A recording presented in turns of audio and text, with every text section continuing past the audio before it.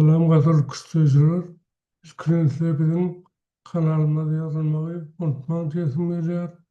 Ve bugün sizin bilen iki tane oyunu seyretmekçi.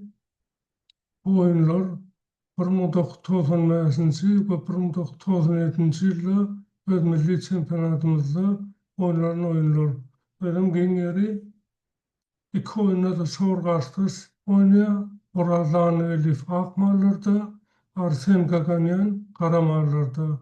Biles Orazan Elif halkara rasmeytirmiz oyunların matol halkara ustattı. 5 yıl Türkmenistan çempionu Arsen Gaganyan öz milli ustadımızdı. Yukarı ligada bir neçe çıksadan göğüsçülerimizin biri. Gengeri bu oyunların ikisinde de Arsen Karada Piers'in Ufimps'in korunuşunu saylavalli, yedörde varsı ve iki oynam kıyıska oldu. Tabi bu oyunlar akılır 19 ölçümde yansaranlar ikinci oyun 15 ölçümde ve gengeri iki oyunlar hem orada F7 öydü atın öpülünü ruhu berip pida edip şeydip oğuzdan uttu. B4'te altta 4 saat ateş pilzeydi. Bu birinci oyunu orali esas variantıydı. Şimdi şu anda kararlarda bir neçe ölçümler var. O ölçümler karar saltı ölçüm taylavarlar. Pilze 4 ölçüm mümkün. Saltı ölçüm mümkün. Şeyle hem soğuk doğruları A6 ölçüyorlar, Y6 ölçüyorlar. Savaş ölçümüm var. Bu oyunu kararlar saltı ölçtüler. Nofsat küçüğümüz 24 yıl Türkmenistan çempiyon amanet hakiri filmden şu saltı ölçüm kararında oynayardı. Öz şovlu oynayardı. A4 persaydı. H3 Y5 sarstılar ve aklar pilsadot göstüler. A5 P3 ruhiye sekre derek karada atasfer ve baltı göçümden vardı. Baltı göçüm son pila alta göçüp şu ağ öyle pilleri sarsmak niyet bilen. Oyuna karar ruhiye sekre göstüler. Atsa 5 F7'ye toplayanlar. Ruhiye at F4 atmadan da 7 Ferdiye 2. Nesiyede kararlar ayıtlayacağımız koyuyorlar. Asaltı östüler, ona derek ki forsa oluyordu. Pleftöre atıya ve söçmeli. Ama asalttan son aslında oradan elif ya şu atları son doğrularım yit oyunları katı oynayan oyuncu gibi. Öden varyantlar şeyler çun hataplayan oyuncu. Nesiyerde de Pleftöre'de göremeğe at bilen pil ruhtan kovuyor. Yani hemme varyantı doğal hataplattır. Takip Üç variantı da karar saniyeftekli ölçtüler. Ruh adın davranıyla. Eğer saniye da ölçtü, onu da akırsın ruhunu adın davranıyla. Bu kararlarda göçüm tapmak katkın bu adayda. Yankıda isimli edil mağlar hataplanan kararlarını oynar ötte, yani mağal tanı oyuncu yönü. Veya başka adı belirlep geçmeli. Ak mağlar hem fazlasıyla hareket ediyorlar. Bu hem düşüp fazlasıyla hücum ediyorlar.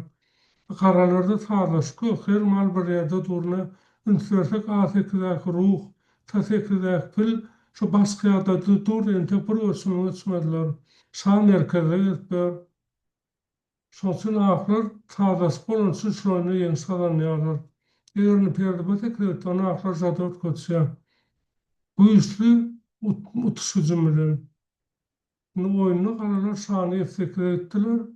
Ahla ruhadın davranıyla. Yani şu çok soğan kârla hem maldur yönü peydali bir kömürden kovu uçum yok. Peydahtegen uçum yok karalarda.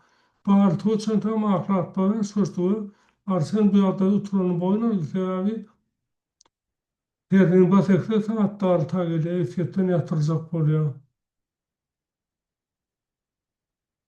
Yerde pilav tuğçtu.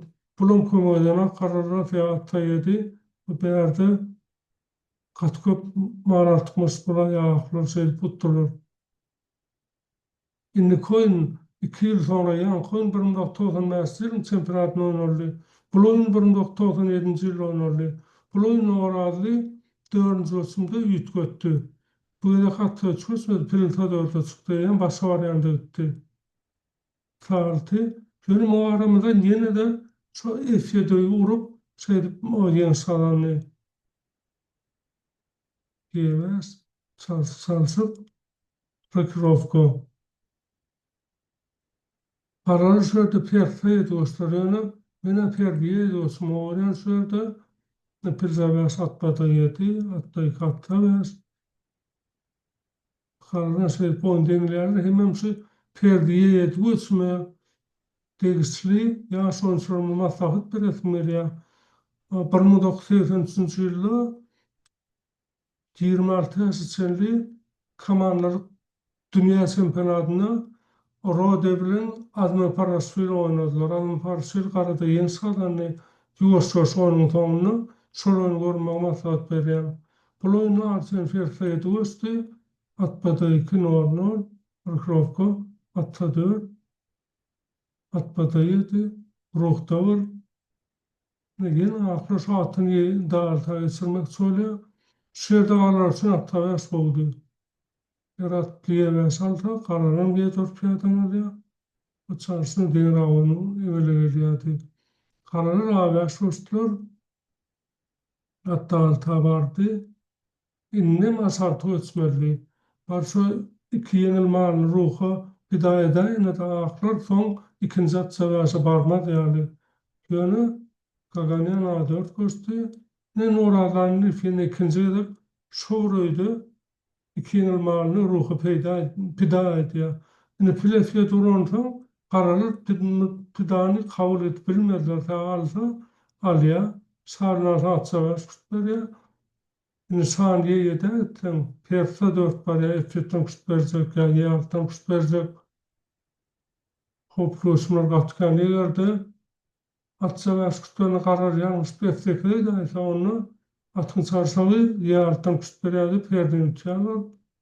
Eğer şahsen yetekle sonra atıyor tabii. Şeyin atın çarşavı perde hem pile topluyor.